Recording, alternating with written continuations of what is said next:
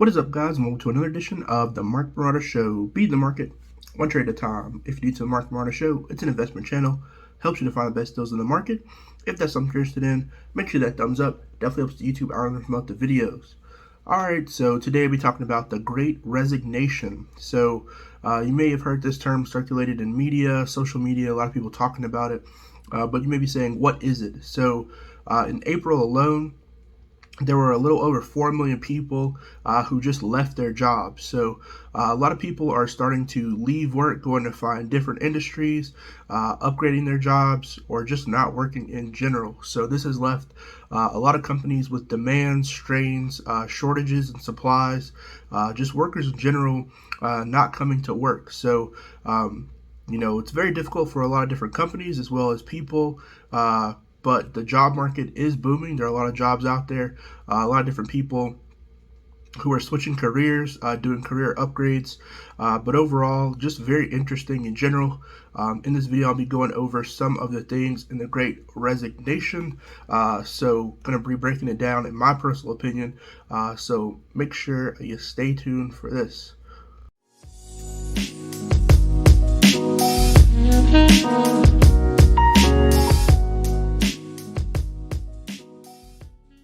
All right, so let's start with Forbes. So this is what Forbes says. This article came out pretty recently, talking about the Great Resignation.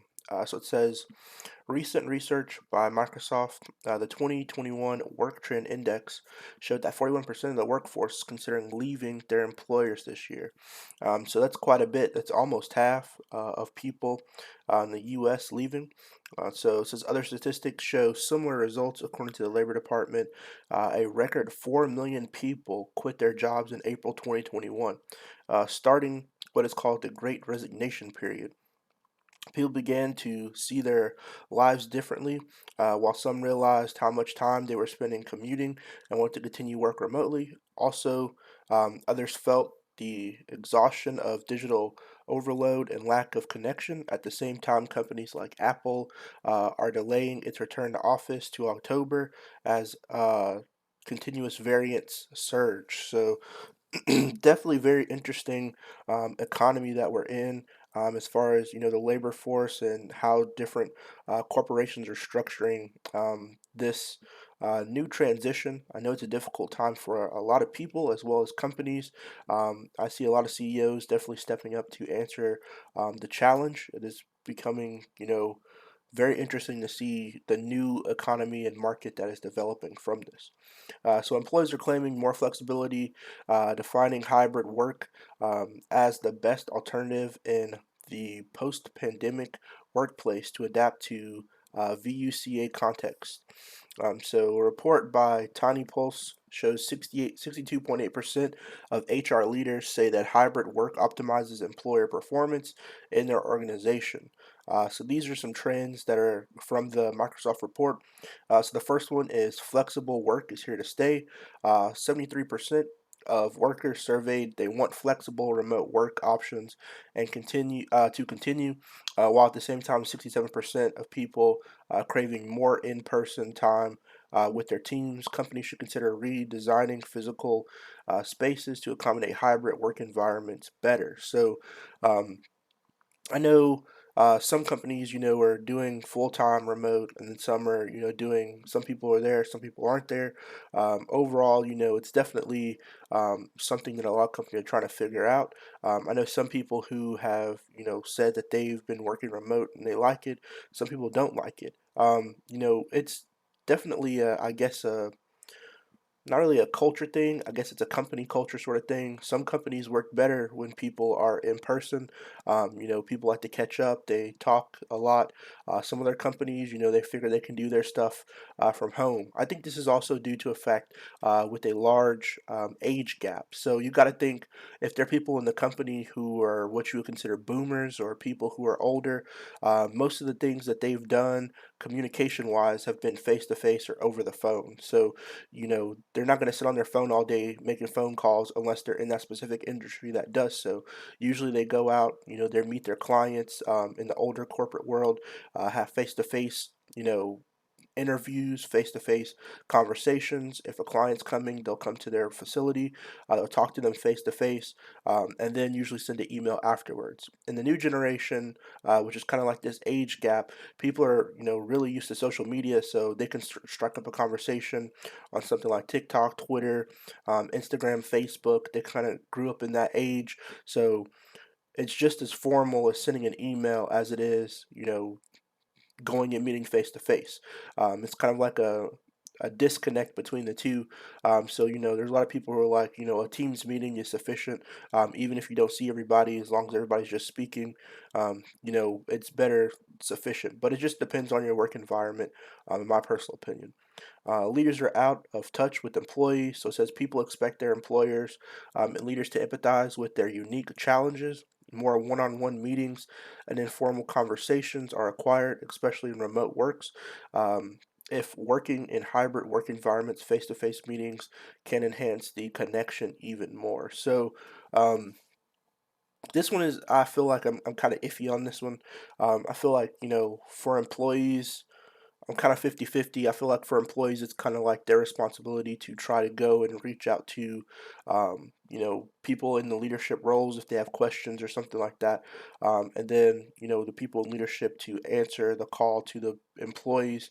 I feel like some people may have also possibly taken advantage of the work from home, but it also comes to the individual. So, I'm not condemning either side. I'm just saying, some people who were already, not really the most, uh, I guess, not skilled, but the most, you know, gung ho person, not really go getter mentality. They may have, said, okay, I want to go and, work from home, or, not feel like doing anything because I can get away with not doing anything. Some people may be different. It may be a situational thing. Someone may have kids or something and just a convenience thing for them. I think one step forward that a lot of companies can do is start to do things like disc assessments, figure out how people work, how they interact, their social IQ, so AQ as well as IQ. So IQ being intelligence quotient, AQ being adaptability quotient, and even EQ, which is emotional quotient. So I think the corporate world should get more involved into those things, because if you understand how a person feels comfortable, how they're more productive, then you can accommodate those things for that person to make them the most productive in their field. So I don't think people would leave just because hey, I can't, go to work, or hey, I have to work from home. So, I'm not really doing anything. I'm getting distracted. Some people get distracted being at home, but these are things that the employer would know by doing things like, the DISC assessment. So, I think more social surveying should be done by these corporate entities. So you can say, hey, well, this person, based on this survey, based on this assessment, they're more of an introverted type person. So working from home, they would be productive because they like being alone anyway. Or this person is more of a social person based on this social survey. So, this person will most likely thrive from coming back to work. So I feel like those different things, would help overall, and kind of categorize people even more to just help cater their needs.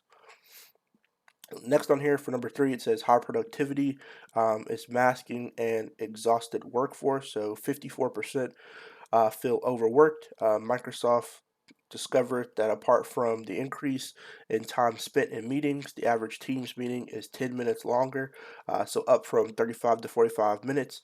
In addition, the average Teams user sends 45% more charts per week and 42% more charts per person after hours. This with 62% of meetings not planned. So I definitely would agree with that. There's definitely a lot more work that's being pushed out because of Teams, or because of Microsoft and things like that.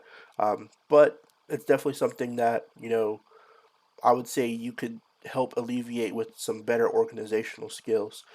So I'm kind of iffy on that one as well. For the fourth one, it says Gen Z is at risk and will need to be re-energized. Gen Z employees with the ages of 18 to 25 reported they're they were more likely to struggle balancing work life and feel exhausted after a typical day of work.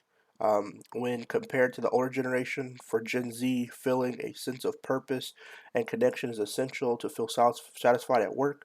But remote work makes it more challenging, especially for those new to the workforce. Yeah, I would definitely agree with this one. I think there should be more. I guess employee programs for the younger group of people. I think social interaction is definitely one thing that Gen Z definitely looks forward to, and kind of like a reward system. We went into this whole everybody gets a trophy system, which you can't really undo, but I think purpose in general kind of helps push the culture of any company. So I definitely think Gen Z would be helpful or helped by that. A lot of older people, I think, just come to work to do the work. But Gen Z is going to be the future, so the workforce that's taking over for the next workforce. So I think there should be some things implemented to cater towards their needs as well. And then, just surveying. I think, asking questions from, management down. Hey, is there something you need? Is there something that will help, overall? Is there something, that we could do? Like, hey, the break room is bland. Can we put a pool table in the break room? I mean, that it could be something that simple to help engagement with the Gen Z people or with any, of the younger staff at a facility. It should be like, hey, we're taking a survey. Y'all working long hours. You don't want to be here already.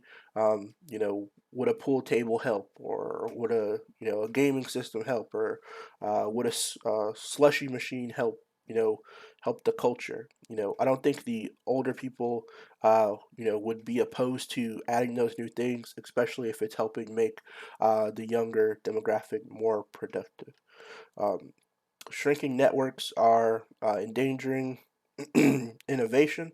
So the crisis, the pandemic, and remote work have increased the connection in smaller, closer groups instead of interacting with distant networks. Respondents who reported weaker workplace relationships were less likely to thrive activities that lead to innovation. So when you lose connections, you stop innovating. So this is what Dr. Nancy Bayham, senior principal researcher at Microsoft, says. So when you lose connections, you stop innovating. So I think that may be true. The whole Teams online atmosphere, I think, is still posing a challenging um, kind of new way of life for a lot of companies. And I think they're trying to get their culture back together. I think a lot of companies have done it a really good way, and some companies have not done it, as good as they could have. But I think definitely it's a work in progress. No one really knew that this, pandemic thing would have happened. So there was no real safety measure in place to say, hey, this is going to happen. This is what we need to do before this happens. So I think it's still a learning curve for a lot of people, but I think I see a lot of companies working on that. Uh, authentic, Authenticity will spur productivity and well-being. So it says at the same time that the network shrank, a good trend that started last year was increasing authentic relationship or relations with those closest to us. The research showed 39% of people in the study said that they are more likely to be in their whole selves at work compared to a year ago. Yeah, that's just, I think, a psychological thing. You find comfort in people that and you like. So that's, also to a culture of, community around a workplace definitely helps with that instance, I feel as well. Talent is everywhere in the hybrid work world, together within with an increase in resignations, the marketplace is broader as companies are more eager to hire employees living on the other side of the planet. It is also more accessible for minorities, women, and children. And hold on, accessible for minorities and women with children and talents residing in smaller cities that prefer remote work. To train and attract new talent, companies need to continue to adapt challenging needs Leaders must look for a way to foster cross-team collaborations, continue to improve authentic relationships, redesign their systems, and allow for flexibility and hybrid work. So I think overall, yes, these are very good things. There are a lot of people who are, switching jobs, jumping from different places to other places, getting better jobs. I think overall it's definitely a culture of change throughout the entire market.